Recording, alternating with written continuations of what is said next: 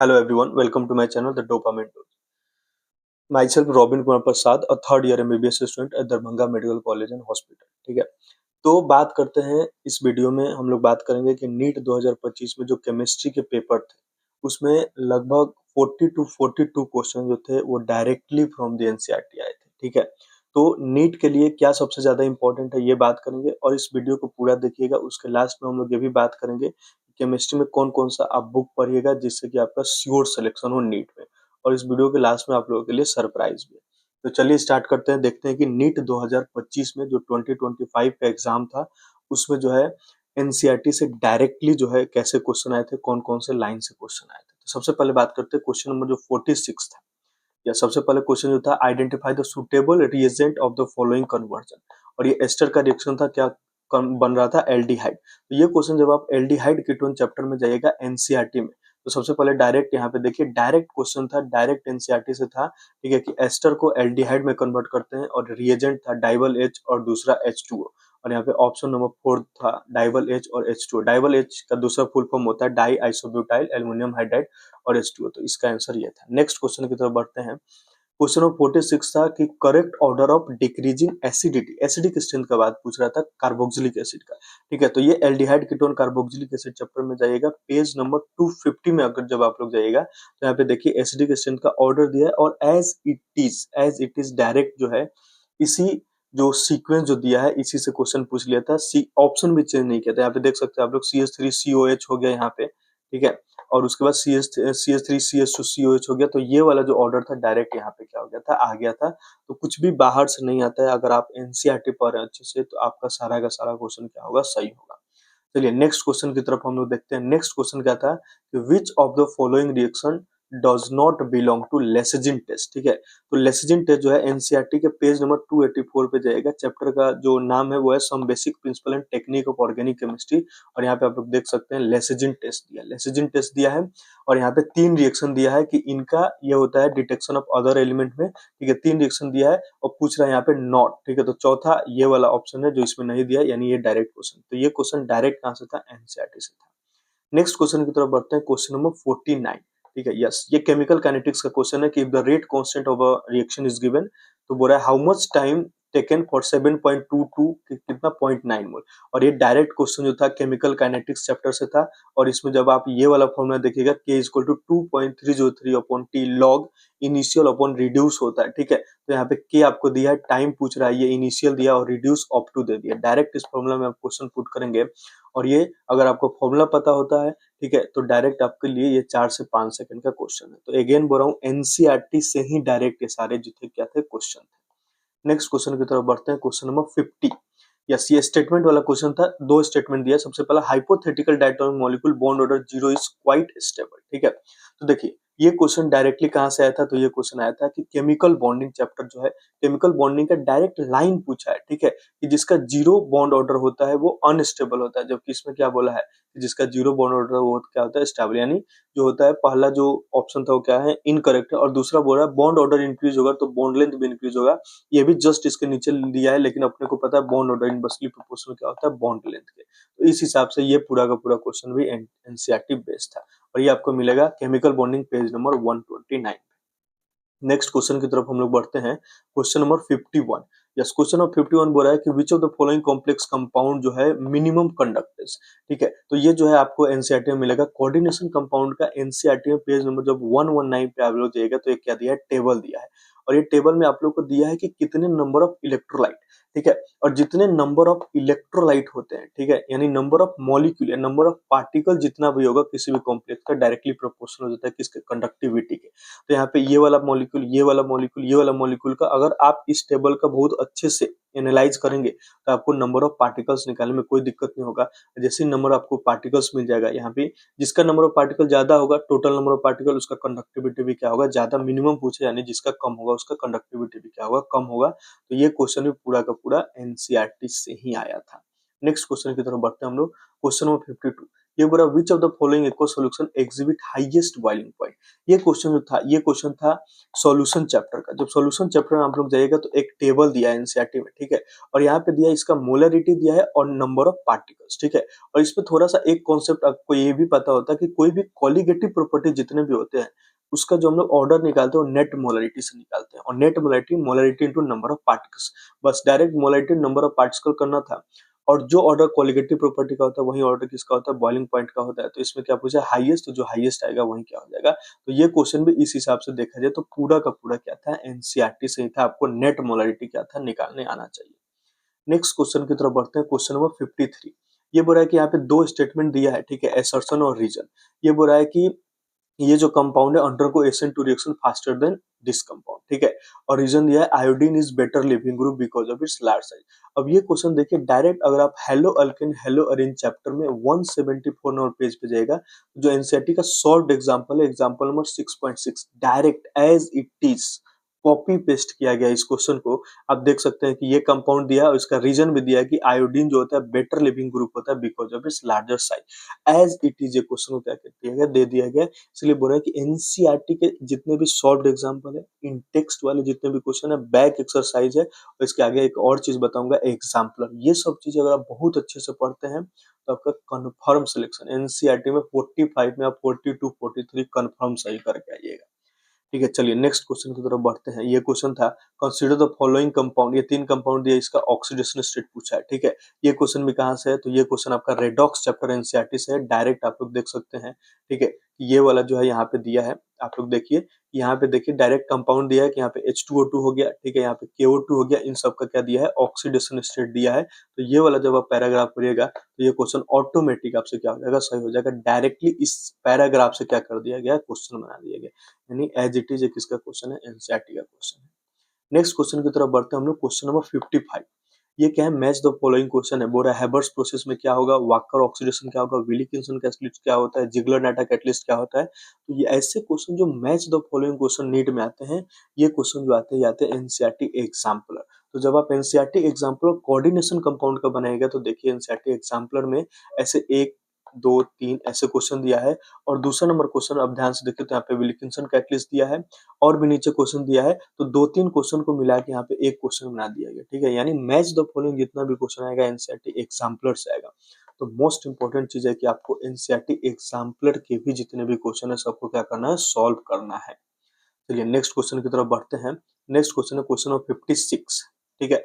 ये दो स्टेटमेंट दिया, बोले नाइट्रोजन जो अमोनिया बनाता है वैसे आर्सेनिक जो होता है आर्साइन बनाता है, और antimony cannot form antimony pentoxide. अब ये क्वेश्चन कौन सा कॉन्सेप्ट है, तो एनसीईआरटी का जब पेज नंबर 167 पे आप जाएगा पी ब्लॉक में, तो ये वाला देखिए आप लोग, यहाँ पे डायरेक्ट दिया है कि +5 जो होता है, the stability of +5 oxidation state decreases down the group. यानी down the group +5 oxidation state का स्टेबिलिटी कम होता है, इसीलिए जो होता है एंटीमनी +5 वाला कंपाउंड नहीं बना पाता है। तो इस कॉन्सेप्ट से डायरेक्ट ये क्वेश्चन क्या कर दिया गया, पुट कर दिया गया, ठीक है। एक एक क्वेश्चन आप देख रहे हैं कहाँ से आ रहा है, एनसीईआरटी से। ये पी ब्लॉक के आपको पेज नंबर 167 पे मिल जाएगा।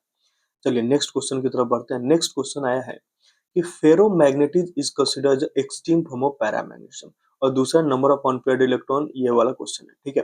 अब इस क्वेश्चन में डायरेक्ट क्वेश्चन जो है एनसीईआरटी, जब आप डीएनए ब्लॉक के पेज नंबर 102 पे जाइएगा तो ये वाला आप देखिए, direct ferromagnetism and extreme form of paramagnetism, यानी डायरेक्ट इस लाइन को उठाया और यहाँ स्टेटमेंट 1 में पुट कर दिया। बाकी नंबर ऑफ अनपेयर्ड इलेक्ट्रॉन तो आप लोग निकाल ही देंगे, डायरेक्ट आप लोग इलेक्ट्रॉनिक कॉन्फ़िगरेशन लिख लीजिए, ठीक है। तो आप लोग देख सकते हैं कि क्वेश्चन एज इट इज कहाँ से आ रहा है, एनसीईआरटी से आ रहा है, ठीक है। तो ये क्वेश्चन भी एनसीईआरटी से था। नेक्स्ट बात करते हैं हम लोग, नेक्स्ट क्वेश्चन है question number 58, which of the following reaction does not give benzene, benzene किससे नहीं बनेगा, ठीक है।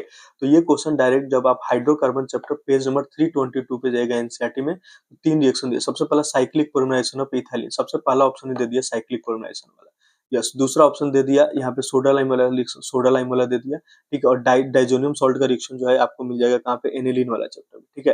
तो यहाँ से आप लोग देख सकते हैं कि एक दो तीन सारे तीनों चार ऑप्शन जो है ये कहाँ पुट किए गए, एनसीईआरटी से पुट किए हैं। तो ये क्वेश्चन आपके लिए विद इन सेकंड, ठीक है, देखते हुए आंसर आप मार सकते हैं। तो ये हाइड्रोकार्बन पेज नंबर 322 से क्वेश्चन बनाया गया है, ठीक है। नेक्स्ट बात करते हैं question number 50 match the following जब भी आए एनसीईआरटी एग्जाम्पलर का ही मोस्ट ऑफ द मतलब प्रोबेबिलिटी होता है आने का, ठीक है। देखिए मैच द फॉलोइंग दे दिया। अब अगर आप जाइएगा एनसीईआरटी एग्जाम्पल और केमिकल बॉन्डिंग में, तो एनसीईआरटी एग्जाम्पल और केमिकल बॉन्डिंग में देखिए ये एक क्वेश्चन और दो क्वेश्चन, इन्हीं दोनों क्वेश्चन को मिला के आपको क्या किया गया, क्वेश्चन को पुट कर, जैसे इसमें ये एक मॉलिक्यूल है, ये तीन, ये सब मॉलिक्यूल का क्या पूछ दिया, हाइब्रिडाइजेशन, और यहाँ पे शेप। और इस क्वेश्चन में क्या कर दिया कि मॉलिक्यूल दे दिया है, हाइब्रिडाइजेशन के साथ क्या कर दिया गया, शेप भी पूछ दिया गया है। यानी अगर आप लोग ये एनसीईआरटी एग्जाम्पल सॉल्व किए रहेंगे तो ये क्वेश्चन आपके लिए कोई भी नया नहीं रहेगा, डायरेक्ट एनसीईआरटी से क्वेश्चन समझ में आया? चलिए नेक्स्ट क्वेश्चन की तरफ बढ़ते हैं हम लोग, क्वेश्चन नंबर 60। क्वेश्चन नंबर 60 बोलता है how many product including studio isomer extracted from monochlorination of the following compound, इस कंपाउंड का मोनोक्लोरिनेशन। अब जो ये कंपाउंड डायरेक्टली, ये जो क्वेश्चन है डायरेक्टली अगर आप हाइड्रोकार्बन चैप्टर में जाइएगा, हाइड्रोकार्बन चैप्टर में अगर आप जाइएगा तो एग्जांपल नंबर 6.3 देखिएगा, ये एज इट इज यही क्वेश्चन डायरेक्ट क्या किया गया, पुट कर दिया गया। इसलिए देखिए एनसीईआरटी को पढ़ना बहुत जरूरी है, एनसीईआरटी का एक एक लाइन, स्पेशली इनऑर्गेनिक हो गया, ऑर्गेनिक हो गया, इसमें तो मोस्ट इंपॉर्टेंट है, समझ में आया? तो ये क्वेश्चन डायरेक्टली इस लाइन से क्वेश्चन आया था, अगर आप ये लाइन पर हैं डायरेक्टली कंपाउंड गिन के ये क्वेश्चन बना दीजिएगा, तो ये क्वेश्चन भी कहाँ से था, एनसीईआरटी से। नेक्स्ट क्वेश्चन बात करते हैं, क्वेश्चन नंबर 61, ये बोला विच of the following statement true, ये 5 स्टेटमेंट दिया है, ठीक है। किसी में आइसोइलेक्ट्रॉनिक स्पीशीज का साइज पूछ लिया, किसी में आयोनाइजेशन एंथैल्पी का ऑर्डर पूछ लिया, किसी में रेडियस पूछ लिया, ठीक है। अब देखिए जब भी स्टेटमेंट वाला क्वेश्चन है तो ये क्वेश्चन जो है एनसीईआरटी एग्जाम्पलर से सेट किया गया है। और देखिए एनसीईआरटी एग्जाम्पलर में एक क्वेश्चन, दो क्वेश्चन, तीन क्वेश्चन, इस तीनों क्वेश्चन को उठाया और एक क्वेश्चन क्या कर दिया, बना दिया गया, ठीक है। अगर आप इसमें देख सकते हैं तो यहाँ पे ऑर्डर का साइज का ऑर्डर पूछा है, यहाँ पे आइस देखिए, यहाँ पे ये वाला क्वेश्चन में आइसो इलेक्ट्रॉनिक पूछा है, यहाँ पे जो है आपका आयनिक साइज का भी पूछ लिया, आयोनाइजेशन एंथैल्पी का भी पूछ लिया, ठीक है, इलेक्ट्रॉन गन एंथैल्पी का। तो ये सब क्वेश्चन अगर आप बनाए रहेंगे तो ये क्या करता है, दो तीन क्वेश्चन को उठा के एक क्वेश्चन में रख दे, तो दो तीन को उठा के रखो या तीन चार, अपने को तो आता है, ठीक है, क्यों, क्योंकि हम पहले एग्जाम्पलर बनाए हुए हैं, ठीक है। तो एग्जाम्पलर बनाना बहुत जरूरी है एनसीईआरटी, ठीक है। तो ये क्वेश्चन भी प्योर एनसीईआरटी बेस्ड है। नेक्स्ट बढ़ते हैं हम लोग, क्वेश्चन नंबर 62। 62 नंबर क्वेश्चन है, स्टैंडर्ड हीट ऑफ फॉर्मेशन दे दिया, ठीक है, और बीएसओ का हीट ऑफ फॉर्मेशन पूछा है। यस, ये क्वेश्चन आप लोग जाइएगा एनसीईआरटी में थर्मोडायनेमिक्स का बैक एक्सरसाइज, ठीक है, बैक एक्सरसाइज में जाइएगा, question number 5.14 as it is question है, ठीक है, कि हीट ऑफ फॉर्मेशन का डाटा दिया है, ठीक है। यहाँ पे देखो CH3OH का दिया, वहाँ कंपाउंड चेंज कर दिया, लेकिन अगर आप लोग को पता है तो भाई हीट ऑफ फॉर्मेशन, ठीक है, हीट ऑफ फॉर्मेशन में क्या होता है, heat of formation summation of product minus summation of reactant, ठीक है। कंबशन का डाटा दिया रहेगा तो रिएक्टेंट माइनस प्रोडक्ट। तो अगर ये क्वेश्चन आप किए रहेंगे तो आपके लिए बहुत ही आसान है, ठीक है, केमिस्ट्री बहुत ही आसान है। नेक्स्ट क्वेश्चन की तरफ बढ़ते हैं हम लोग, क्वेश्चन नंबर 63, ये मैच द फॉलोइंग था, ठीक है, solid in liquid, liquid in gas, ठीक है। तो ये जो क्वेश्चन है कहाँ से आया है, तो ये क्वेश्चन है सरफेस केमिस्ट्री का, जब पेज नंबर 134 में एनसीईआरटी पे जाएगा तो क्या किया है, टेबल बनाया, देखिए इस टेबल से डायरेक्टली क्या कर दिया गया है, क्वेश्चन को पुट कर दिया गया है। इसमें डायरेक्ट पढ़ते कैसे हैं, solid in solid, solid in liquid, solid in gas, ऐसे पढ़ते हैं। अब डायरेक्ट कुछ भी पूछ ले, ठीक है, यहाँ पे स्मोक दिया, इसमें स्मोक भी दिया, एलोज स्मोक सब कुछ दिया, ठीक है। तो यहाँ पे इस टेबल से डायरेक्टली ये क्वेश्चन बना दिया गया, तो यानी आपको एनसीईआरटी का अगर ये टेबल आता है तो ये क्वेश्चन आराम से हो जाएगा। तो ये अगर आप लोगों को क्वेश्चन तो पेज नंबर 134 सरफेस केमिस्ट्री में मिल जाएगा। नेक्स्ट क्वेश्चन है, एक रिएक्शन दे दिया, बोल दिया डेल्टा एच क्या है, नेगेटिव। नेगेटिव से मतलब क्या होता है, एक्सोथर्मिक रिएक्शन है। और एक्सोथर्मिक रिएक्शन में अगर आप केमिकल काइनेटिक्स में जाइएगा तो एक ग्राफ दिया है एक्सोथर्मिक रिएक्शन का, ये ग्राफ एक्सोथर्मिक रिएक्शन का है। यहाँ पे हम लोग देख सकते हैं कि रिएक्टेंट और प्रोडक्ट, प्रोडक्ट का एनर्जी क्या होता है, कम होता है इन एक्सोथर्मिक रिएक्शन, ठीक है। यानी एक्सोथर्मिक रिएक्शन में एक ही ऐसा ऑप्शन होगा, ठीक है, जहाँ पे यहाँ पे प्रोडक्ट का रिएक्शन कम होगा। फिर बाकी डाटा आप देख लीजिए, इससे आप मिला सकते हैं। तो अगर इस ग्राफ को अगर आप अच्छे से एनालाइज किए हैं तो ये क्वेश्चन आपके लिए कुछ खास बात नहीं है, समझ में आया? तो ये क्वेश्चन भी डायरेक्टली कहाँ से था, एनसीईआरटी से था। नेक्स्ट क्वेश्चन की बात करते हैं, क्वेश्चन नंबर 65। ये बोला एक शुगर एक्स है, ठीक है, ये हनी में पाया जाता है, कीटो शुगर है, अल्फा बीटा एनोमेरिक फॉर्म में एग्जिस्ट करता है और लिवोरोटेट है, ठीक है, वो कौन सा शुगर है? तो अगर आप एनसीईआरटी पढ़िएगा तो बायोमोलिक्यूल का पेज नंबर 286 में जब जाइएगा एनसीईआरटी में, ठीक है, तो देखिए ये डायरेक्ट दिया है, फ्रक्टोज के बारे में बात कर रहा है यहाँ पे, ठीक है। देखिए it is a natural monosaccharide found in fruit, honey and vegetable, pure form sweetener की तरह, एंड इट इज इंपॉर्टेंट कीटोहेक्सोज, ठीक है। तो ये वाला बस लाइन का फ्रक्टोज का उठा के डायरेक्टली ये चार लाइन लिख दिया, बोल दिया ये होता है, ये होता है, ये होता है, बताइए कौन सा शुगर है, तो इसका डायरेक्टली फ्रक्टोज चल जाएगा, ऐसा समझ में आया? तो बहुत ही आसान होता है, इंपॉर्टेंट है, एनसीईआरटी को ढंग से पढ़ना, स्पेशली इनऑर्गेनिक, ऑर्गेनिक, ठीक है। हम तो बोलते हैं, हम जब तैयारी करते थे तो हम तीनों ही इनऑर्गेनिक, ऑर्गेनिक और फिजिकल का एनसीईआरटी एक एक लाइन पढ़े थे, एक एक जो सॉल्व एग्जाम्पल है वो किए थे, एक एक इन टेक्स्ट क्वेश्चन बैक एक्सरसाइज और एनसीईआरटी एग्जाम्पल बहुत अच्छे से किए थे। ठीक है, नेक्स्ट क्वेश्चन की तरफ बढ़ते हैं। क्वेश्चन नंबर 66 ये पूछा total number of possible isomer है, इसमें structure as well as stereo पूछा। ठीक है, तो ये क्वेश्चन की अगर बात करें हम, तो ये थोड़ा सा एडवांस लेवल का क्वेश्चन था। ये एक क्वेश्चन था जो आउट ऑफ एनसीईआरटी था। ठीक है, जैसे मैंने बोला कि 40 टू 42 क्वेश्चन जो थे वो डायरेक्टली एनसीईआरटी से थे। ठीक है, और 3-4 ऐसे क्वेश्चन जो आउट ऑफ एनसीईआरटी थे। ठीक है, तो ये आउट ऑफ तो नहीं बोलेंगे, ये कॉन्सेप्ट होता है। अगर आप लोग कहीं कोचिंग करते होंगे तो C4H8O का डायरेक्ट सर लोग लिखवा देते हैं कि ये ऐसे कंपाउंड है, तो इसका याद कर लो। ठीक है, तो ये क्वेश्चन थोड़ा सा एनसीईआरटी से अलग है, थोड़ा सा कंसेप्चुअल है। ठीक है, चलिए नेक्स्ट की तरफ बात करते हैं। नेक्स्ट 68 नंबर क्वेश्चन ये बोल रहा है, क्वेश्चन है कि ratio of wavelength of light absorb by hydrogen atom, पहले n equal to 2 to 3, then n equal to 4 to 6। ठीक है, अब देखिए ये क्वेश्चन अगर आप लोग एनसीईआरटी का बैक एक्सरसाइज देखिएगा 2.13। ठीक है, 2.13 में डायरेक्ट क्वेश्चन दिया what is the wavelength of light. ठीक है, 4 to 2, तो इसका एक पार्ट दे दिया गया। और सबसे इंपॉर्टेंट चीज के एटॉमिक स्ट्रक्चर में सबसे इंपॉर्टेंट ये फॉर्मूला होता है 1 by lambda equal to r into z square 1 by n1 square minus 1 by n2 square. तो ये एनसीईआरटी के पेज नंबर 74 से क्वेश्चन बनाया गया है, और ये formula very very important. Atomic structure आप पढ़ते हैं तो ये फॉर्मूला आप कभी नहीं भूल सकते, समझ में आया? तो इस फॉर्मूला से डायरेक्ट क्वेश्चन था, एकदम simple NCERT based. Next question की तरफ बढ़ते हैं। बोला कि molar conductivity of A solution is इतना। ठीक है, डिग्री ऑफ डिसोसिएशन। ठीक है, अगेन बात बोल रहे हैं कि एनसीईआरटी से क्वेश्चन है। इलेक्ट्रोकेमिस्ट्री में जब आप पेज नंबर 50 पे जाइएगा तो एज इट इज क्वेश्चन को बस डाटा चेंज करके क्या कर दिया गया, रख दिया गया। ठीक है, ये वाला फॉर्मूला लेमडा जो होता है इसको कंडक्टिविटी बोलते हैं। ठीक है, के बाई सी, बस के बाई सी आपको लगाना था और आंसर मिल जाएगा आपको, समझ में आया? तो डायरेक्टली एज इट इज ये वाला क्वेश्चन को बस डाटा चेंज किया, रख दिया। ठीक है, तो इसीलिए solved example very very important, in text question very very important, back exercise जो भी है वो इंपॉर्टेंट है एनसीईआरटी। नेक्स्ट क्वेश्चन की बात करते हैं। क्वेश्चन नंबर कि 5 मोल ऑफ लिक्विड एक्स। ठीक है, ये क्वेश्चन है, इसका पी टोटल दे दिया है। ठीक है, और ये स्पेशली इस क्वेश्चन में बोला गया है कि क्या ये सॉल्यूशन आइडियल है या पॉजिटिव डेविएशन या नेगेटिव डेविएशन। अब ये क्वेश्चन है सॉल्यूशन का, अगर आप एनसीईआरटी पेज नंबर 14 पे जाएगा तो दो ग्राफ दिया। ठीक है, इस ग्राफ को एनालाइज करने के लिए, ठीक है, अगर आप इस ग्राफ को एनालाइज करिएगा तो ये दो ग्राफ नॉन आइडियल सॉल्यूशन का होता है। एक शो करता है पॉजिटिव डेविएशन और एक क्या शो करता है, नेगेटिव। पॉजिटिव डेविएशन में क्या होता है, पी टोटल ग्रेटर देन होता है P naught A into chi A plus P naught B into chi B, और नेगेटिव डेविएशन में पी टोटल लेस देन हो जाता है P naught A into chi A plus P naught B into chi B. अब इसमें क्या किया, आपको पी टोटल दे दिया और दूसरा P naught A into chi A plus P naught B into chi B निकालिए। देखिए कि पी टोटल अगर लेस देन आ रहा है तो क्या हो जाएगा, नेगेटिव डेविएशन शो करेगा, ग्रेटर देन आ रहा है तो पॉजिटिव डेविएशन शो करेगा, इक्वल टू आ रहा है तो क्या हो जाएगा, आइडियल हो जाएगा। तो बहुत ही सिंपल सा क्वेश्चन, अगर आपने कभी भी ये ग्राफ एनालाइज किया होगा तो ये क्वेश्चन आपके लिए 10 सेकंड का है, मैक्सिमम 10 सेकंड। ठीक है, ये भी एनसीईआरटी का क्वेश्चन। नेक्स्ट क्वेश्चन बात करते हैं, among the following equal number of atom. ठीक है, अब देखिए ऐसा क्वेश्चन बहुत हम लोग कॉपी में भी करते हैं, लेकिन बार बार बोल रहा हूँ कि जब भी मैच द फॉलोइंग इस टाइप का क्वेश्चन है तो ये कहाँ से सेट होता है, ये होता है एनसीईआरटी एग्जाम्पलर। देखिए एनसीईआरटी एग्जाम्पलर ऐसे बहुत सारे क्वेश्चन है, कुछ भी दे देगा, बोलेगा आप मोल बताइए, मॉलिक्यूल बताइए, नंबर ऑफ एटम बताइए। तो इस तरह का क्वेश्चन जो है डायरेक्ट एनसीईआरटी एग्जाम्पलर पे सेट हुआ है। पेज नंबर 6 जब मोल कॉन्सेप्ट में जाएगा आप, तो डायरेक्टली ऐसे 3-4 क्वेश्चन दिया है, अगर वो आप क्वेश्चन कह रहे हैं तो ये क्वेश्चन तो बहुत आसान है आपके लिए, समझ में आया? आपको बस इक्वल नंबर ऑफ एटम निकालना है किसमें। ठीक है, तो 5 एक्सरसाइज, पांचों में आपको 10 से 20 सेकंड लगेगा, समझ में आया? तो ये भी एनसीईआरटी एग्जाम्पलर के भी बेसिस पे किया गया है। ठीक है, नेक्स्ट क्वेश्चन की तरफ बढ़ते हैं। नेक्स्ट क्वेश्चन है which of the following are paramagnetic. ठीक है, पैरामैग्नेटिक, अब देखिए ये क्वेश्चन अगेन कहाँ से है, एनसीईआरटी एग्जाम्पलर कोऑर्डिनेशन कंपाउंड का जब एनसीईआरटी एग्जाम्पलर में आप जाइएगा और पेज नंबर 125 पे जाएगा तो देखिए डायरेक्ट क्वेश्चन है ये क्वेश्चन है, 4 कंपाउंड दिया है और इधर दिया है जिसमें देखिए नंबर ऑफ अनपेयर्ड इलेक्ट्रॉन आ रहा है, मतलब क्या हो जाएगा, पैरामैग्नेटिक। और जिसमें नंबर ऑफ अनपेयर्ड इलेक्ट्रॉन नहीं आ रहा है वो क्या हो जाएगा, डायमैग्नेटिक। तो अगर आप ये क्वेश्चन अच्छे से बनाए हैं तो ये क्वेश्चन आपके लिए तो कुछ भी नहीं है, डायरेक्ट आपको पैरामैग्नेटिक ही निकालना है, समझ में आया?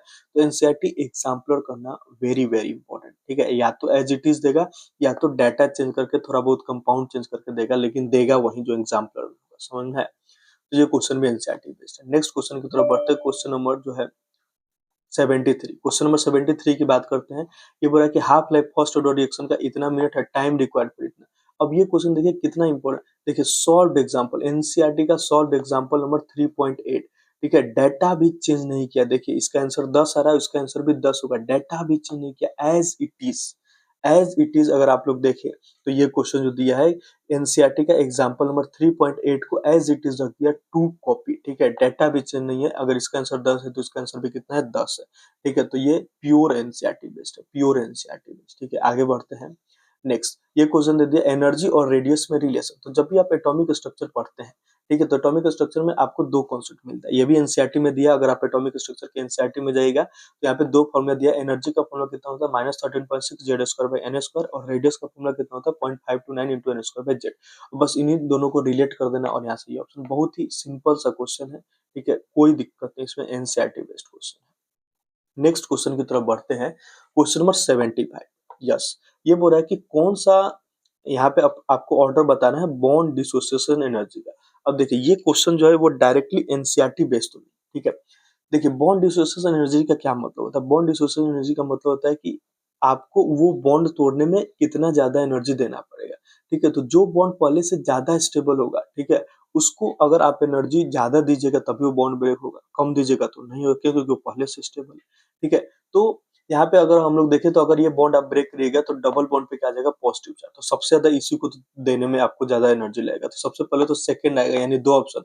और अगर इसको अगर आप तोड़ रहे हैं तो यहाँ पे ये जो होता है इसका एरोमेटिसिटी जो होगा डिस्टर्ब होगा, या ऐसे आप मतलब समझ सकते हैं कि अगर इसको हम तोड़ दे तो ये कंपाउंड एरोमेटिक हो जाएगा, यानी ये चाहेगा कि हम तुरंत टूटे, ठीक है। तो थोड़ा सा भी अगर आप एनर्जी दीजिएगा तो क्या हो जाएगा, तुरंत टूट जाएगा, ठीक है। यानी सबसे लास्ट में 3 आएगा, सबसे पहले सेकंड, यानी ऑप्शन नंबर 3 हो जाएगा।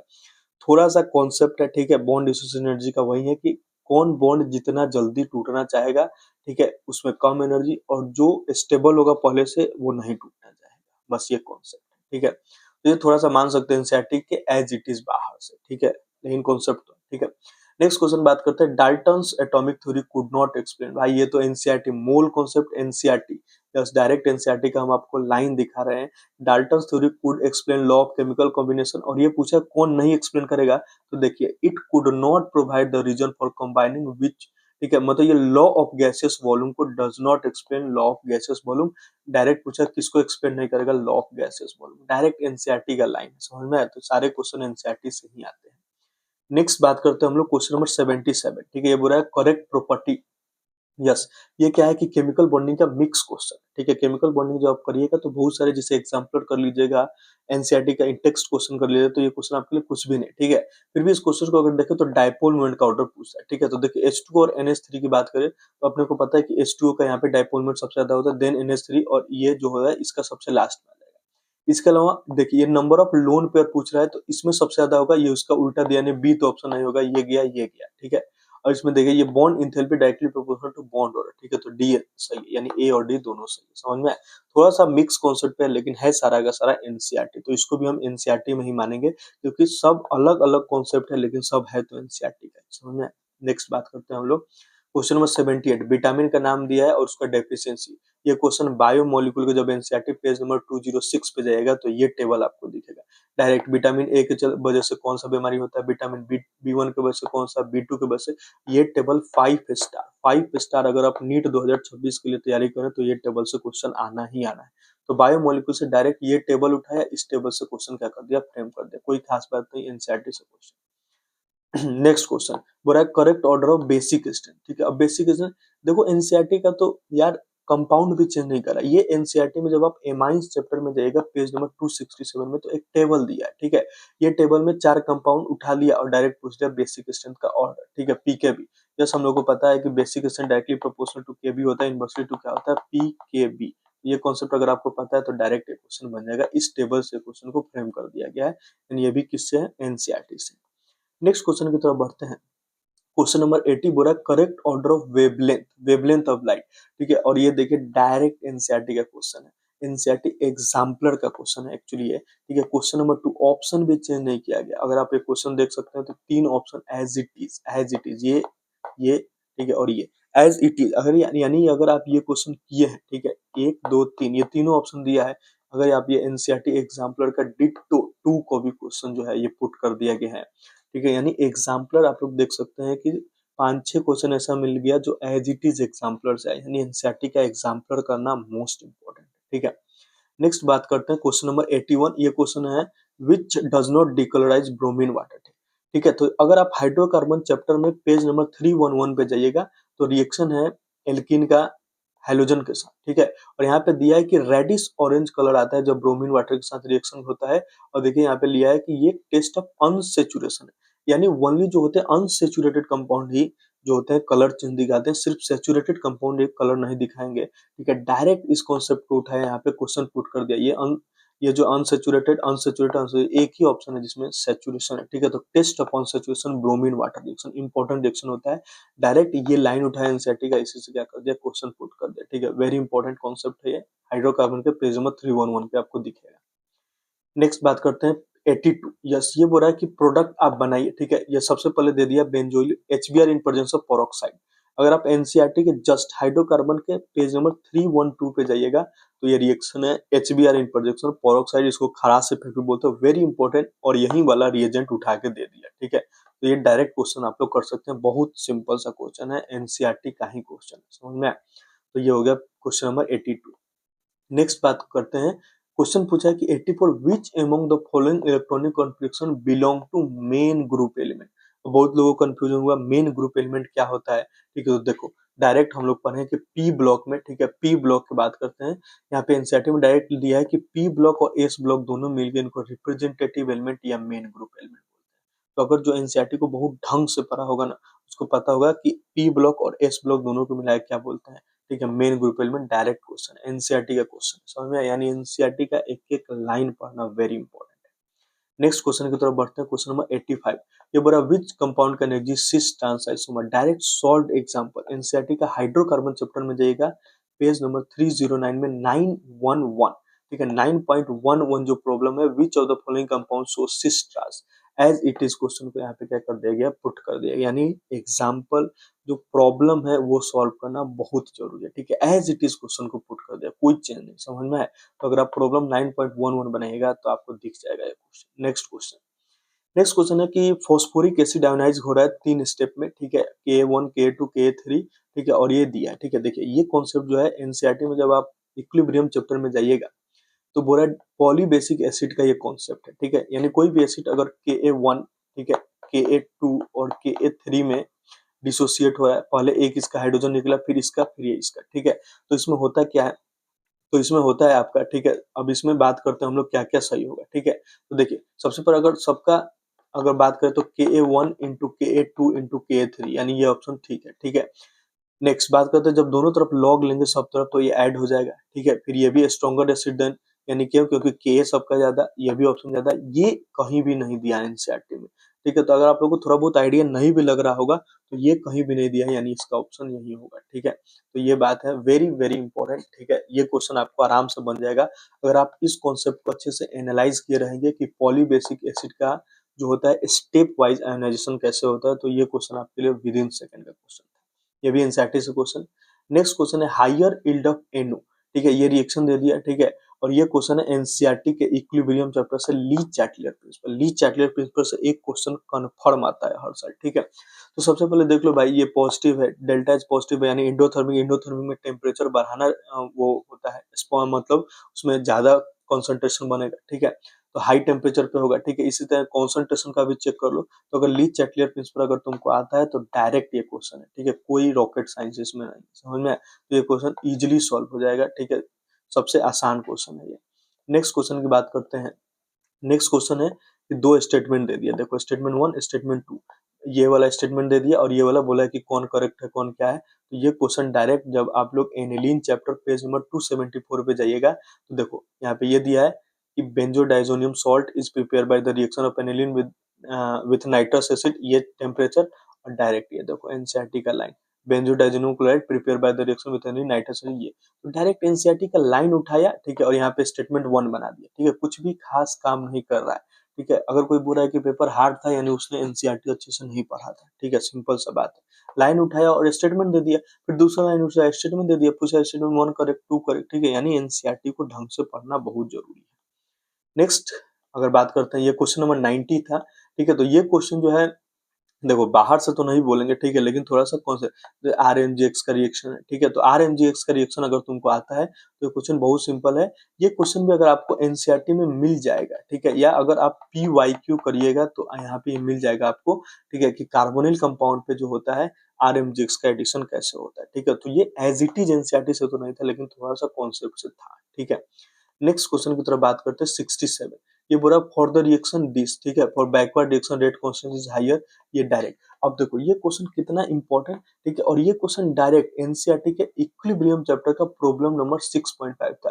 अगेन बोल रहा हूँ कि इसमें जो है डाटा भी चेंज नहीं किया, डायरेक्ट सिर्फ ये चेंज कर दिया गया है, ठीक है, इसमें डाटा भी चेंज नहीं, देखो इसका आंसर भी 0.033, इसका भी आंसर 0.033, इसलिए बोल रहा हूँ प्रॉब्लम जो है बहुत जरूरी है सॉल्व करना, जो सॉल्व एग्जाम्पल है एनसीईआरटी का वो वेरी इंपॉर्टेंट, आपको सॉल्व करना ही पड़ेगा, ठीक है। तो ये as it is to copy question, ठीक है। नेक्स्ट बात करते हैं, यहाँ पे देखो ये ग्रुप वाला क्वेश्चन है, ठीक है, तो इसका आप लोग जैसे कि एनसीईआरटी में शायद अब नया ऐड हो गया है, ठीक है, तो ये वाला क्वेश्चन आप लोग बस ग्रुप याद कर लीजिए कौन सा ग्रुप किसमें आता है, तो ये क्वेश्चन बन जाएगा, ठीक है, एनसीईआरटी का ही है।